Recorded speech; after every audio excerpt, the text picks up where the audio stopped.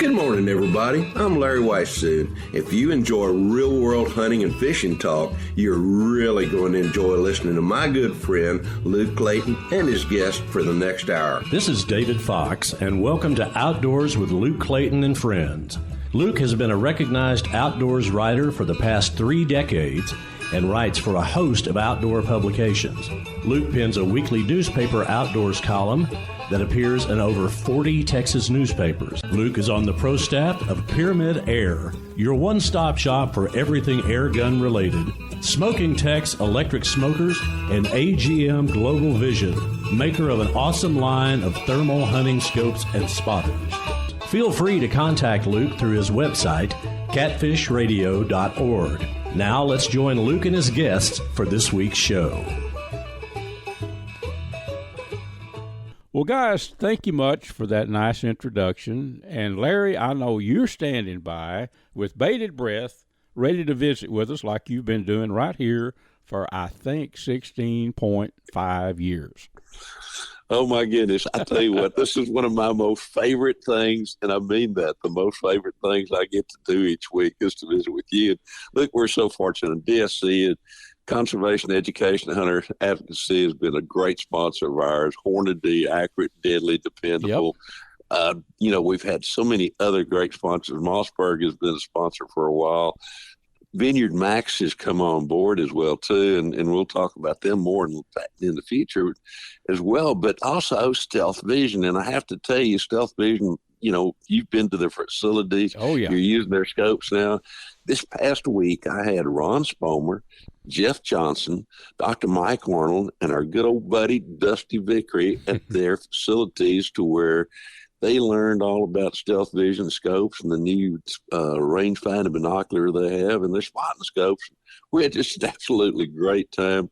Shot a ton of Hornady ammo at out to 1,200 yards with a variety of rifles, including some of my Mossbergs. And I know you shot that CVA out there to unbelievable accurate ranges at long distances kind of thing. So had an absolute blast with those guys. And oh, my gosh, there were lots of stories told there. And I wish we'd had you there with us the whole time as well, too. Yeah, it's kind of wrapped up, Larry. But, you're right. The friends that listen to us every week probably hear us remember us talking about the Stealth Vision. But here's what I've learned. Okay, so I'm shooting right now. I have a Stealth Vision scope mounted on a CVA Cascade rifle. It's 6.5 PRC, shooting specific Hornady ammo. The thing is, and my son came over this weekend, and he's a shooter from all of his life, but I showed that to the setup to him, but he's not a long-range shooter. He's right. About like me before I started learning through down at the Stealth Vision place in Crockett. I'd shot 300 yards, and in the service, I think 500 meters, but you were shooting at a big 6-foot target back then, This is precision shooting. That CVA and your Mossberg, I would just say a stock rifle that you buy.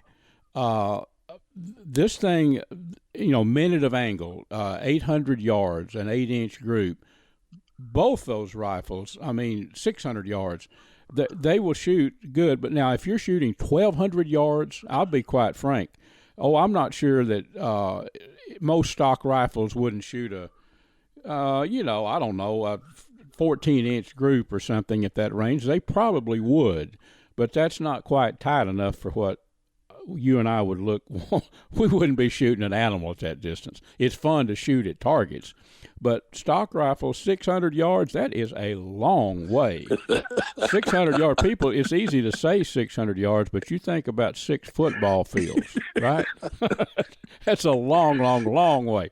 But to shoot a 6 or 8-inch group at 600 yards consistently, I could never do that with I've had some good scopes mounted on my rifle, some quality scopes, but they didn't have the adjustable turrets where you could crank them up. But that's the thing with that kind of scope, you can turn just about most any rifle into a very accurate 500-600 yard gun, can't you, Larry? You really can. I mean, sometimes you may have to dig around a little bit to find the right particular ammo, because Yep. a lot of rifles they'll like one grain weight, or they'll like one velocity or whatever. So sometimes you have to, try several different ammos before you can come up with one of those that will really shoot or one ammo that shoots really well in that particular rifle. Now, the beauty of like some of the Hornady stuff has been, I tell you what, those guys have been ahead of the game on so many different things with what they're doing in terms of bullet design and aerodynamics and all those kind of things. But also that 6.5, the beauty of it is it shoots it shoots a longer bullet to begin with, and these new rounds are designed for opportunity shooting long range. Now, it doesn't mean that you need to hunt long range with them, because you want to be real careful about, as we were talking about, group size. 600 yard to 1 inch group at 100 yards. That's 6-inch group, as you mentioned it, at 600 yards. Like shooting at a deer, if you were going to do it at that distance, that deer's vitals is probably about 10 or 12 inches, in size. Right. And with that 6.5, you're still producing more than sufficient energy of that bullet to when it hits to where it can properly expand and do tremendous amount of tissue damage. Now, the reason I want to shoot at 600 yards or 800 yards is not that I want to try to kill an animal that far, but if it's a confidence builder, so that I know if I get out there and that deer walks out at 200 yards and, I've got a 4-inch hole that I can put a bullet through to hit that deer or that critter right through the vitals where you need to shoot them, I've got that confidence in that rifle because I've done it. I've shot it at the range at much longer distances. I know exactly what it does at 200 to 300, 400, all those kind of things. But at the same time, I've got great confidence not only in that rifle, that scope, that ammo, but in my ability with it. And to me, that's what plays into so much, and so importantly when it comes to shooting long range. You bet. And the thing that I really like about the stealth scope, it's shot in with the Hornady ammo that it was sighted in with, put it that way. So that's the ammo. That precise bullet weight, I think it's 143 grain. 143 grain ELDX there, precision hunter load. That's exactly right. It's in gray. It's etched on the turret. That's the ammo. Now I could put another brand of ammo or another ammo. Probably it's not going to be the same. So it's designed. That scope is sighted in with that particular ammo. And with that, the confidence goes through the roof. And one thing, Larry, that I would point out about long-range shooting, I'll just say one thing. It's a lot of fun to shoot 800 yards and hit something. I know when I hit the target with their now, Stealth Vision offers custom rifles that are super tight groups. And I was shooting one of those, hit the target. Not a big target at 1,200 yards. I mean, my confidence soared when they said, well, you hit 8 inches to the left or whatever. I don't remember. I thought, whoa, I actually hit it, But so you can do that. My son was here, and he's a shooter, but he was looking. He said, you mean you just dial in? He said, there's no clicks, so that you have to. I said, no. You just dial. It's set. The turret is set for these increments that you see right here, 200, 3, 4, 5, on up. And I said, he said, you mean just dial it in and shoot? And I said, that's it. Our buddy that is a shooter, Kenneth Shepard, that lives down the road, he's got a range set up. I was down there, set a hog feeder up in the pecan grove, and we're working on one of these snap-lock freedom blinds on a trailer where we can move that rascal around, and put it where the hogs are. And so I think I mentioned this last time, but Kenneth said, I brought the rifle, and he was impressed looking at it. He wanted to shoot it, and I said, well, get as far away as you can. And he's had a rangefinder, and I don't know how far back, way out, several hundred, 350 yards, something like that. He said, you think it's on here? I said, I guarantee you, Kenneth, you get you a good rest, because Kenneth is a shooter. I said, you get you a good rest, and let's dial in 350. He'd ranged, it was like 352. Something I forget exactly, but whatever it was, he dialed it in. and he put a bipod on it, and he laid down, and bam, rung a little old 5-inch metal target out there, and he's a big thumbs up. So anyway, we're talking long range shooting at a bench. It's fun, but if you were if I was in a hunting situation, maybe I had the barrel poked out of a hunting blind or something like that. Would I be shooting a deer 600 yards? I guarantee you I wouldn't. But the capability, it's good to know the capabilities are there. And like you say, what a confidence builder for a 300-yard shot, you know? Absolutely. Now, the thing about the turrets is what they do is once they sight that rifle in with the standard turret, which has got minute of angles on it, you know, kind of thing. Yep.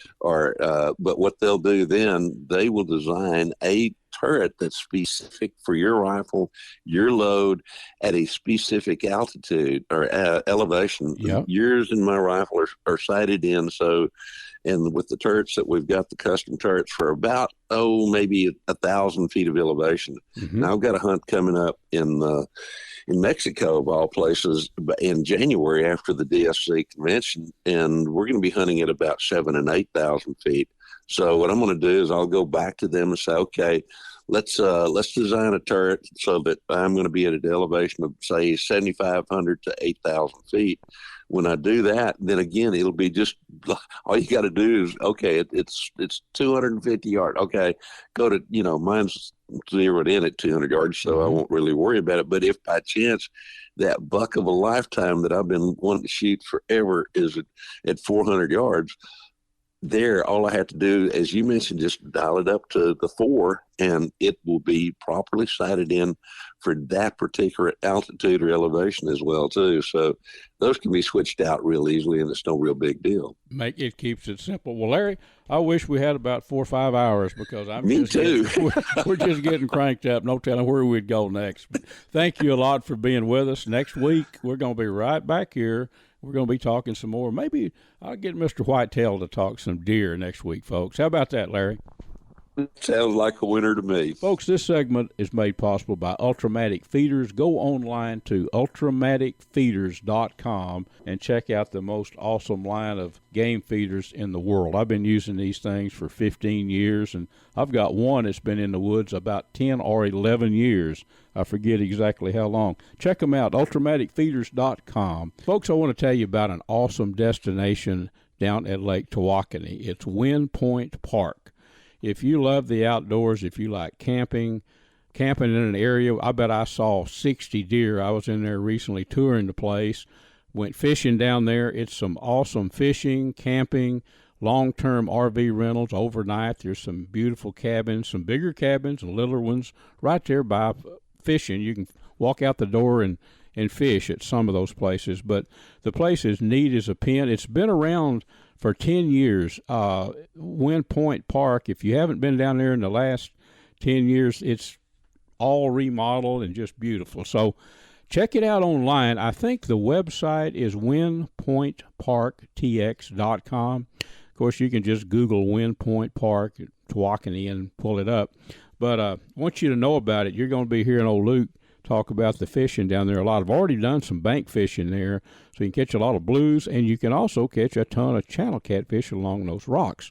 Another thing I want to tell you about, VINEYARDMAX. The website is vineyardmax.net. They make an awesome line of game feeders, fish feeders. They're just an awesome product, but they also have a deer attractant. That's what I really want to tell you about. It's called VINEYARDMAX.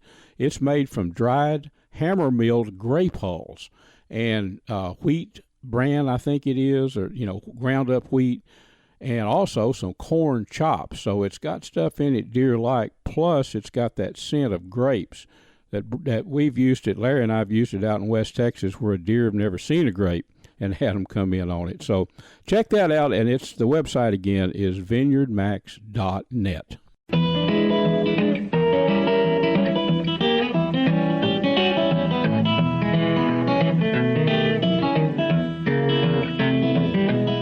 Folks, this segment is made possible by Smokin Tex electric smokers that I've been using a long, long time, CatfishPro, catfishing baits and catfish supplies, Ultrimatic Feeders, and AGM Global Vision, maker of the spotters and thermal scopes that I hunt with. Well, folks, for the past several weeks, off and on, we've had Mr. Jason Robertson with us. Now, Jason, a lot of you know his name. A lot of you watch he and Hans on their late night vision show talking all about thermal. Thermal is a, quote, hot topic this day and time. It's something that I've been using for several years. I'm not a thermal expert. That's why I've got friends like Jason. You're right, to ask questions to. Yeah, so that's what I like to do. I like to get Jason on and just talk about thermal. The topic, or we'll start off with this topic, Jason. I call them spotters, thermal spotters. I think there's a more official name other than spotter, but that's sure. We call them thermal spotters, thermal handhelds, or a more proper term is thermal monocular, and it just means it's got a single eyepiece that you look through and hold in your hand. Right. Well, those have saved some meat in my freezer, ultimately, for me, my spotter. Yes. People that listen to this show know that AGM Global Vision is one of my sponsors. Folks, Jason's company, Outdoor Legacy, they sell all kind of thermals, but he is also very, very familiar with outdoor, with the scope, the AGM Global Visions. So, and it gets complex, the topic does, but, hunting with thermals, we're not even going to go there because during the daytime, whatever, that's what I'm talking about is daytime use. Sure.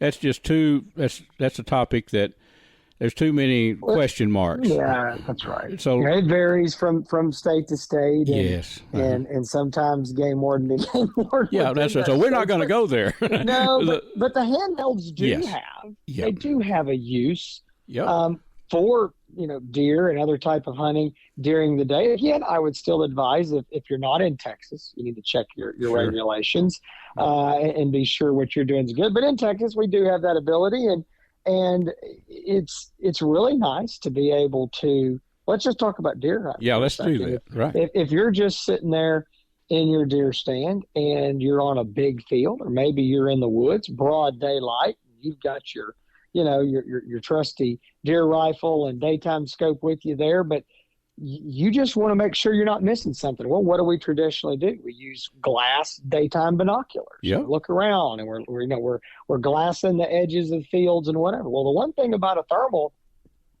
is that even though it's broad daylight, it still works. It's still the hot things are going to pop out onto on that screen. You're really going to see them.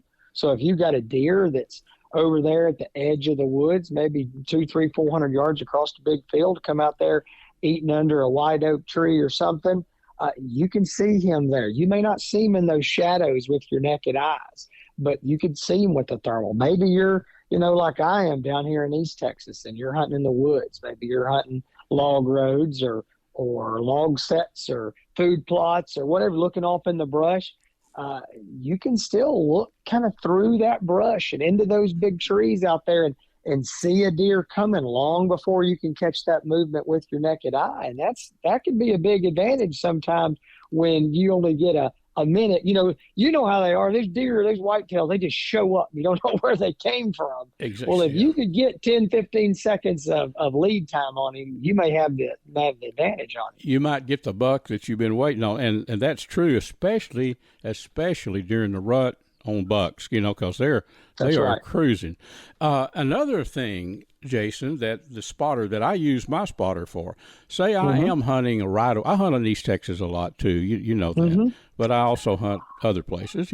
But you can use that spotter when you're going in. Say you're hunting on the edge of a big old food plot or whatever. You can stop back, and I do, lean up against a tree and hold that spotter up and scan that field. Right. And if it's going to tell you what's already. Your chances are, if you get it like I do, get in the deer stand 30, 45 minutes before daylight, you're going to know kind of what's out there. And you really, if you watch the wind and approach your stand from the right direction, sneak in, back in, whatever, you're probably not going to spook the deers that are there. So that's a use, isn't it? You know?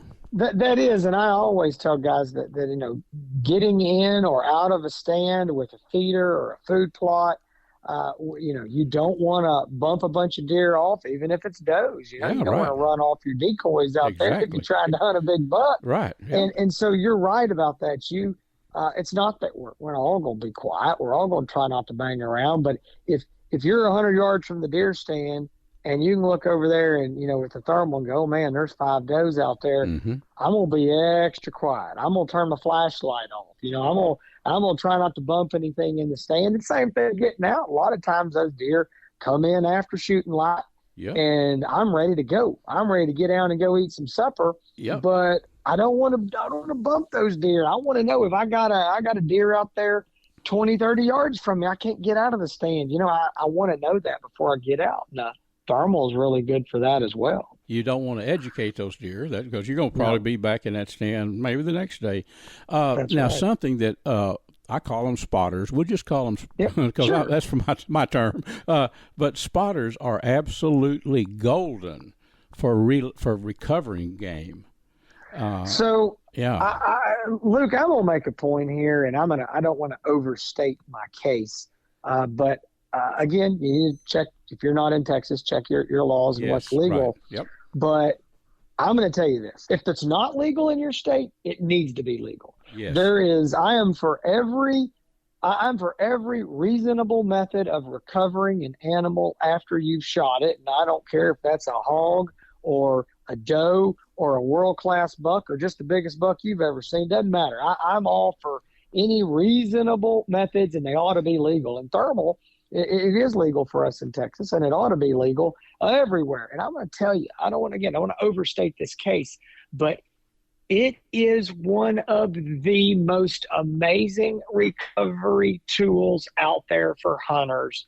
And it is unbelievable when you lose a blood trail. Or, gosh, Luke, you've been hunting a lot longer than I have. You're older than me, but I've been hunting for over 40 years myself. And, there's a deer. You can shoot a deer. You can hit him dead on, great shot, and he or she can run off, and he's dead. He's dead. You saw him leave dead, and you can fight sometimes to find that blood.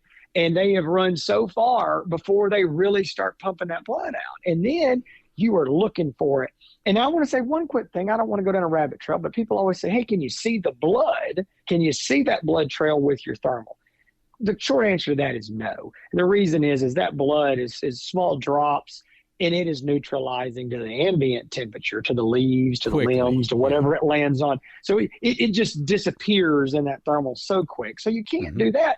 But if that deer's laying over there, and even if you're in East Texas and these hardwood bottoms or piney woods, and you can't see and it's thick and you're crawling around, you can still with that thermal maybe see 20 yards, 30 yards, sometimes further than that. And you go, hey, there's something something hot, hey, there's your deer. And that's really nice when it's black dark. You're down there on your hands and knees looking for that last drop of blood. And you're just at that point of you've made your circles, you're ready to go home, you don't want to. Hey, that thermal right there a lot of times can save you and find that animal and save that meat and just really help you recover that animal. That's true. And the thing is about, we're talking deer hunting a bunch of times. Hogs, I don't know. Well, I know why. They can be hit with a good bullet or definitely with an arrow, maybe not just the best spot, and they can just take it without the fat will plug that exit hole up, and they're notorious. I've killed a train load of deer. Well, not in today's terms. I not stacking them up every night, but I've hunted hogs. I should say, hogs a long, long time, and I would say at least half of them went at least 30 yards. It's not uncommon. Yeah, now, if you shoot them right in the spine, behind the ear, they're not going anywhere. But in the real world, that doesn't always happen. So you're not going to, especially it's almost dark. That's when the hogs come out. Usually, That's right. Right at dark or after dark. But if you shoot them and then just get that, watch the direction they leave. That'll tell you a whole lot. Mm-hmm. And then just slowly scan. And I've recovered a ton of them with AGM Global Vision, the spotters, a bunch of them.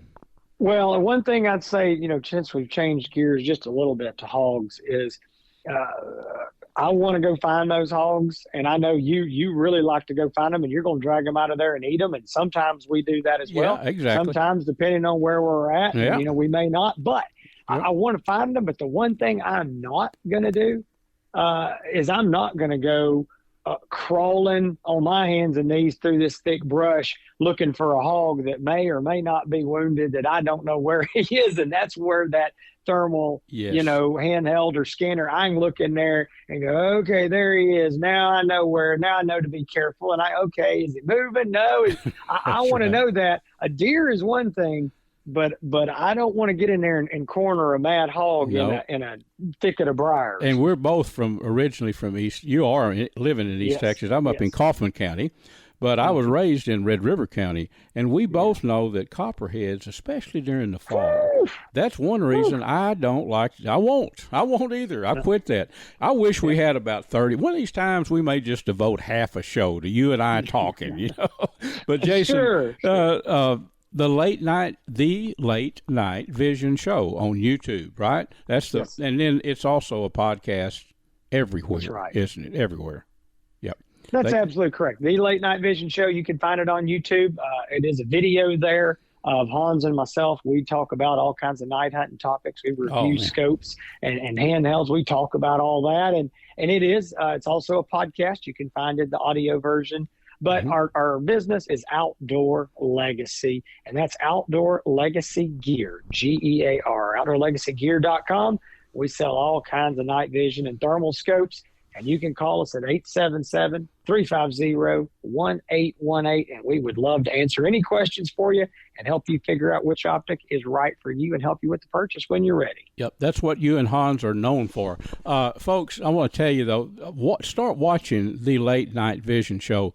If you're like me, I hunt with thermal, hunt without it too, but I've learned so much listening to you guys. So I want everybody to be aware of that. We'll get back in a week or so. We'll talk some more. How about that? That sounds great. Luke, I look forward to it. Folks, let's talk a little outdoor cooking. Let me tell you about an electric smoker that I've been using for 15 years, I guess. Smokin Tex electric smokers. If you're tired of staying up all night keeping that wood fire burning when you're barbecuing, give Smokin Tex a try. They're made to last a lifetime. You can check them out at SmokinTex.com. That's SMOKINTEX.com. Well, friends, Mr. Larry Weishuhn is going to tell you about the finest hunting optics that we have ever found. Look, these are called Stealth Vision. They come from Crockett, Texas. Dr. John McCall developed them. They're 34-millimeter tubes as opposed to the narrower tubes, so more light transmission. They have a little green light that comes on when that scope is leveled because that's when you want to pull the trigger. They have an optional lighted reticle as well, too, and a whole lot of other products, and folks can learn more about them by going to stealthvision.com. And for seasonings, anything to do with outdoor cooking, all kind of jerky seasonings, sausage seasonings, Butcher Packer Supply. That's butcherpackersupply.com. I think the website is butcher-packer.com.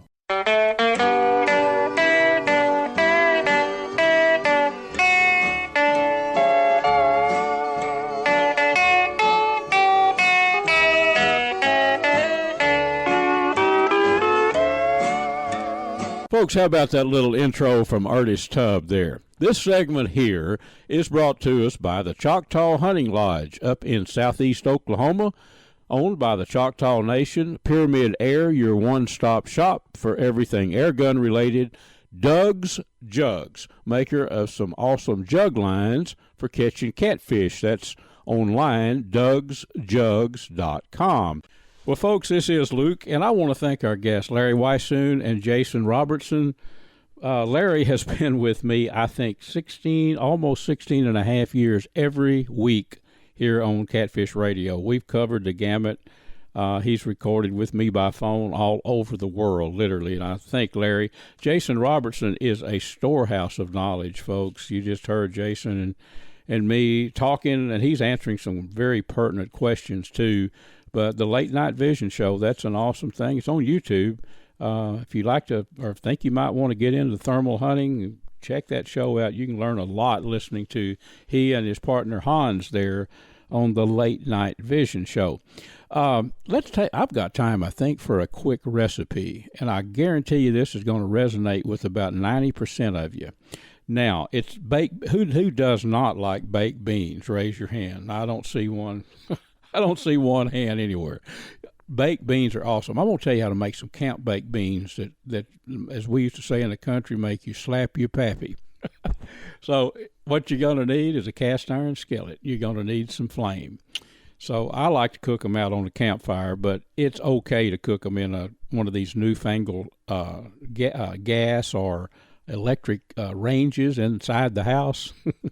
So get you a skillet, cast iron preferably. Get you 3 strips of bacon.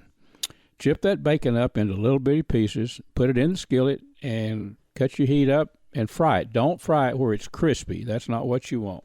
Fry it until it's done. Now, chop up about a half of an onion. It doesn't matter if it's a white or yellow. Just put about half of a medium-sized onion in the skillet. Stir that all around, Now, garlic. This is a key ingredient to these baked beans. Get you about 4 or 5 little pods of garlic and fresh garlic, and chop those up real fine. Throw them in there with your onions and your bacon. Now, it's already sounding pretty good, isn't it? So you've got all that. Now, I like some spice, some peppers. Now, jalapenos, of course, we originate here in Texas, so everybody knows about jalapenos. The pepper, the heat is dependent upon what you want. So you can put 1 seeded jalapeno, small or large jalapeno chopped up. I tell you what I've been using lately is Hatch chilies. They're big, the long green chili peppers. And I made some last week. That's what got me fired up wanting to tell y'all about my special bean recipe. But I, cored 2 of the big Hatch chili peppers, chopped them up pretty fine, fairly fine, threw them in there with the garlic and the onions. And saute all that until that bacon is going to render off a little bacon grease, which is a good thing. So stir all that in there together. Things are getting pretty easy now. Now, go to the dollar store or a discount store and buy one of those larger cans of it's called baked beans, but they're very bland. You could use pork and beans if you wanted to, but get you some of I go to the dollar store. I think last week I paid $4 for 2 big cans of it. And by big cans, I'm talking about those cans that are probably, 7 or 8 inches tall. Not the little cans, but a little bit bigger. So, or you could use 2 little cans if you want to do that. But put your beans in there, stir them all around, and bring it up to temperature. You want those beans to cook with your ingredients in there. So I always add a little water so I can just bubble those beans along. And then I'll cut them down real low and let them simmer. Now, when you get your beans in there and everything's stirred around, put about a half a handful of dark brown sugar. Or put it, if you want to measure things, say put 3 tablespoons or 2 tablespoons. This is going to give it a sweet flavor. Put that in there, stir all that around, and my favorite barbecue sauce, I like a sweet flavored barbecue sauce. So I put a couple of tablespoons of little shake of barbecue sauce in there too. Stir all that around. Now, cut your heat down and if you cook it out on a campfire at this point, just pull it off to the side where you're not going to have it right over the flames, and stir it regularly. You don't want to scorch anything because that sugar and all could scorch if you didn't stir it occasionally. But you do want the water in there, and you want those beans to simmer for, I don't know, maybe I think I'll usually let them go about 20, 25 minutes. Everything's already done. It's just imparting all those flavors to the beans. And then simply spoon that in a bowl and put a good toast with it or whatever you want to have. I guarantee you will become the camp hero cook. Now, don't necessarily tell all your guests how simple this is because it's pretty dang easy. Now, I've also done this, and this was last year. I used just the little white navy beans, right? And I cooked a big pot of those, and then I used those instead of buying canned beans. Now, I canned some baked beans, if you will. I did the same thing like we're talking about, except instead of using the canned beans, I just bought some little, just some dry navy beans, those little ones, and cooked a big pot of those. And they were excellent, too. I did let them cook a little bit longer so they would absorb that flavor, and then, pressure cooked them and sealed them in jars. But I made several quarts of those, and you're talking about good at a deer camp or even in a fishing camp in the summertime. So that's our tip. We've got quite a bit more coming up. We're going to have a little destination spot coming up. Mr. Ryan Fergus out at Wind Point Park, Lake Tawakoni.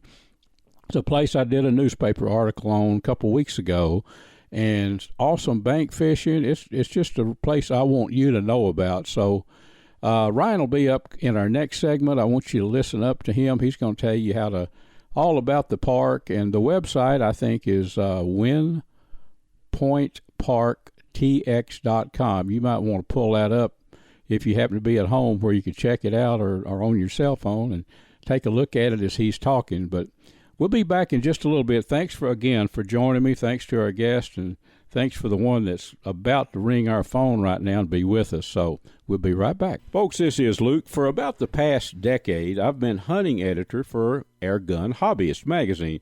I think the only magazine devoted strictly to airgun shooting and hunting in the country.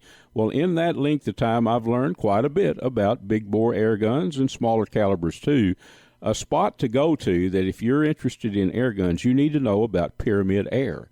The website is PYRAMYD, PyramydAir.com. They have anything and everything you need, from the guns themselves, the big bores or the smaller calibers, to the accessories. Just remember PyramydAir.com, and there's a number when you get on the website if you need to call and talk to somebody. Give them a buzz, and they can fill you in on little details that you might need to know about shooting or hunting with big bore air guns. While you're on the website there, I'd like you to check out the big bore air gun that I've done a great deal of hunting with. It's the Seneca Dragon Claw, 50 caliber, pressures up to 3,000 psi, and it looks like a conventional rifle. Wooden stock. I think you'll like the appearance, and I know you'll like the performance. It shoots not only bullets, but also air bolts as well, tipped with a broadhead. Check it out. It's the Seneca Dragon Claw. The snowflakes fall as winter comes, and time just seems to fly. Friends, this segment is brought to us by CVA Muzzleloaders. In my opinion, the very best muzzleloaders in the world, the ones that I shoot. You can check them out online, CVA.com. AGM Global Vision, maker of the Rattler and the Adder that I use. You can check them out online too, agmglobalvision.com. Kuby's Wild Game Processing and Kuby's Restaurant in Dallas. And VINEYARDMAX, maker of some awesome deer attractant and some very fine game feeders and fish feeders, located down in Nacogdoches, Texas. Check them out at vineyardmax.net. Well, friends, let's wrap the show up this week with a little destinations place for you. If you like to camp, like to fish off the bank, or bring your boat to a good place to camp and fish, we're going to talk to Mr. Ryan Fergus. Now, Ryan is the operator out at Wind Point Park, and it is the best bank fishing, I'm going to say, in this part of the world. It's Lake Tawakoni, for all of you listening later, maybe on a podcast or whatever. Lake Tawakoni is about an hour east of Dallas, and this is a 200-acre park with all kind of RV hookups. Well, let's just talk to Ryan about it. Ryan, thank you for enduring my lengthy intro here, buddy, and thanks for sharing some info with us. Sure thing. Good morning, Luke. Good to be on. Yes, sir. Good to have you. And folks, I went out and visited with Ryan last week, it was, and took a tour of the park. I honestly, hands down, this is a place that I visited Wind Point years ago, and I haven't been there since you've took it over, or since you've done all the improvements 10 years ago. It's an awesome spotless place. Tell us about all the amenities. I mean, RV camping, awesome fishing off of a fishing dock. It's got swimming beaches. It's got a lot of stuff to really appeal to just about anyone, right? Yeah, we try to cater to just about any type of camper or anyone that just wants to come out for the day. So the park has a 50-year rich history that kind of lost its way, and we've been rehabbing it for the last 10 years. You can come out, you can fish from the bank. We have 200-foot fishing piers, a couple boat ramps, a nice big beach, marina, and then, different camping options, anything from tent camping to camping style cabins that are right on the water that have a private pier to your full service cabin that has full kitchen, full bathroom, shower. And then on the RV side, anything from your nice interior shaded lot to one on the waterfront with a private pier and a private hot tub. So, something for everybody. It is that for sure. Ryan, when I was out visiting with you, we were talking about this. I noticed some RVs situated right on RV hookups and all right along the water, and it looked like almost like permanent places. I mean, and you were explaining to me that a lot of people that have had RVs for a few years and driven pulled them all over the country, they get tired of that. I mean, and they want a spot to just go to where their home is there when they get there. But yet they don't want to have to pull the big RV. There's a lot of places right there that do, a lot of folks that do that, isn't it?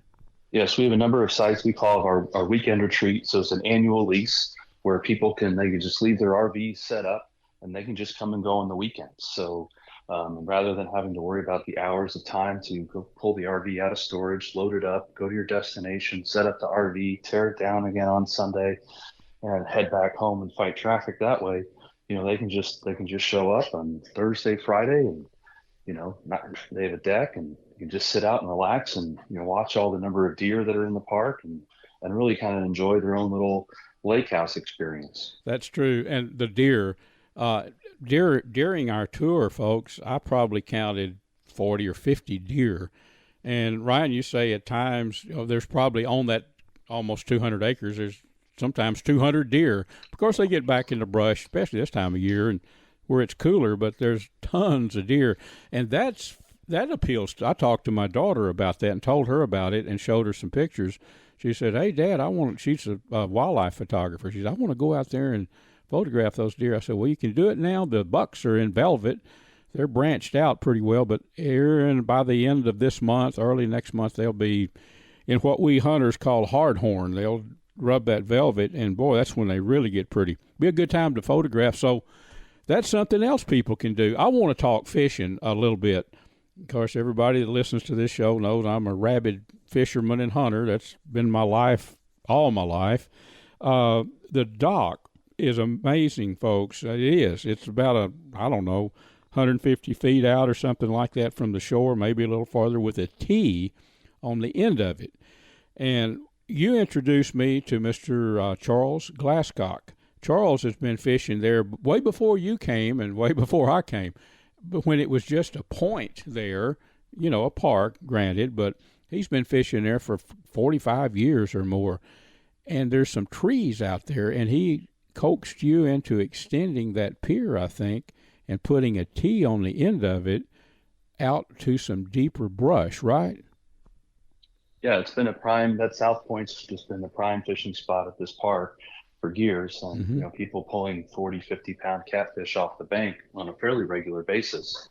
And, to make it easier for more people to access that, we kind of built a pier, just short of that brush so people could just cast right into it from a pier structure and not have to, cast the few hundred feet out from the bank. That's right. I'm looking forward to very soon coming out and I'm going to chum an area.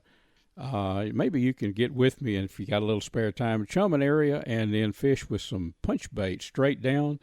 Tawakoni is known far and wide as a premier catfish lake, not only for big blues and what we call eater blues, fish in 2 to 8 pounds range, but big blues, but tons and tons of channel cat. I'll tell you, Ryan, it'll surprise me greatly if I don't get out there and, with an area chummed up, or even without an area catch enough for a shoreline fish fry.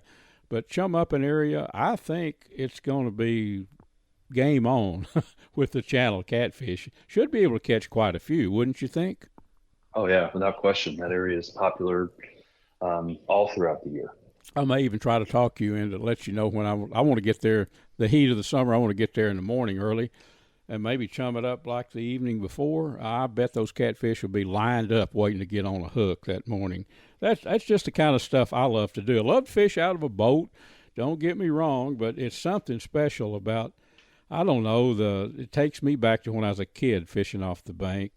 Now, Mr. Glasscock told me one thing that I want to remember, and I'm going to put to good use. When there's a south wind for a couple of days, that can be summer or winter, the bait fish, the shad, are pushed up closer to the bank. They are. Well, in the fall, and I cannot wait for this, you can get some cut bait, cut shad, even cut sunfish for bait, cut bait, and put out some rods that'll hold these fish, these blues. I can't wait. And each person can use 2 rods. That's fair. And it's never so crowded with people using a couple of rods that you can't fish. But this point, folks, is exposed to a south wind. That's what I'm getting at. And if you're a catfisherman, you already know, or sand bass for that matter in the spring, they get up early in the mornings. They get up there feeding on that shad base.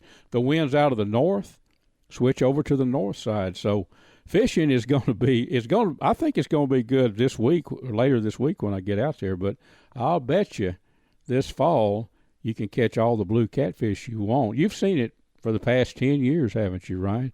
Oh yeah, you'll get more than enough fish. That's for sure. You'll get plenty to eat. Absolutely. And all the big ones, I'll let any cat. I don't know. I've caught quite a few big catfish in my life, mostly out of Tawakoni, but anything over, I do like to eat, especially blue and channel catfish. But if they're over, 12, 15 pounds, I usually let them go. But 10, 12-pound catfish, blue catfish, is some prime eating. The smaller cabins, they're with 2 beds in them, and they're nice and clean, air conditioned. I see those as being perfect for a couple of guys who want to come down and fish, or a man and his wife. Then if you bring the family, you've got those bigger cabins, and some of those they'll sleep several people, won't they? Yeah, the larger cabins will sleep 6. And again, they have all your creature comforts with the bathroom, shower, full kitchen, dishwasher, stove. But we call them shelters, but they're more of like a camping style cabin. And it's like a 200 little square foot room with beds and air conditioning and heat. So, you can cool down or stay warm at night if you're out here in the winter. But we have 6 of them situated right there on the waterfront. Oh, yeah. That have private piers. So you have your bank right there. You could tie your boat up to the pier. You kind of have everything right there, right outside the door. So that's one of our more popular amenities. Those are very nice. Folks, let me hook you up with the website. Ryan, I think if our friends would spend just a minute or two on the website, all this, even have an aerial view from a shot from a drone. So you can learn all about the park. WindPoint Park TX, WindPointParkTX.com. Is that right? That's the right one website. That's right? correct. And that has all description on all the amenities and different camping options. And you can actually check availability and make the reservation directly from the website too. You bet. But of course, if you have any questions, just call our office, and we're more than happy to help you make the reservation or steer you in the right direction. Awesome. Well, Ryan, I look forward to getting catfishing updates from you, starting now, but especially this fall when the big ones start coming in. And we're going to have some fun out there and educate some people on how to catch catfish off the bank. How about that? That sounds great. Looking forward to it. And let me know when you want to come out. We're ready for you. Folks, that about wraps our show up for this week. I've enjoyed being with you, and I hope you've had a good time, too. This segment was made possible by AGM Global Vision, maker of the Rattler and the Adder, 2 awesome thermal scopes that I use for all my night hunting. Check out AGM, all the products that they have there online, agmglobalvision.com. And, folks, we're also brought to you by the Choctaw Hunting Lodge up in southeast Oklahoma, located about, 45 minutes west of Hugo, Oklahoma, owned by the Choctaw Nation. It's about 45,000 acres of awesome mountain, country, hills, valleys, loaded with game. Lots of eastern turkey, and they do eastern turkey hunts if you're looking for a spot to hunt turkey in the spring. Also, I want to remind you about the Seneca 50 caliber Dragon Claw that shoots bullets and pellets. And by pellets, I'm talking about 200 and 210 grain lead, chunks of lead. It's a big bore air gun that I use. Check out the Seneca Dragon Claw there at PyramydAir.com.